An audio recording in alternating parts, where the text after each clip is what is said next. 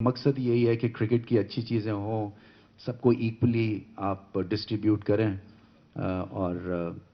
آگے چل کے یہ سیزن بہت بڑا ہے، ٹیم بہت بڑی بنانی ہے۔ یہ نہیں ہو سکتا کہ سیزن بڑا ہے، بڑی ٹیمیں آ رہی ہے اور ہماری پرفارمنس جو ہے وہ نیچے ہو جائے۔ مگر اس ٹیم نے لاجواب کارکردگی دکھائی ہے۔ آئی تھنک سب ایکسپیکٹیشنز کو بیٹ کیا ہے انہوں نے، اور پورا پاکستان کیسے اکٹھا ہوا ہے ہم نے پہلی دفعہ دیکھا ہے بہت سالوں میں اس پروڈکٹ کے پیچھے۔ اور میرا ماننا یہی ہے کہ اگر پروڈکٹ سٹرونگ ہوگا تو پھر سپانسرز آئیں گے، سپانسرز آئیں گے، فینز آئیں گے، فینز آئے گا تو پی سی بی سٹرونگ ہوگا، پی سی بی سٹرونگ ہوگا تو پھر گورنمنٹ بھی اس کی اونرشپ لیتی ہے، جو کہ یہ سیکوینس ہونا چاہیے۔ سو ہماری کوشش یہ ہے کہ پروڈکٹ ہم سٹرونگ رکھیں، جتنی ان کی ہیلپ کر سکیں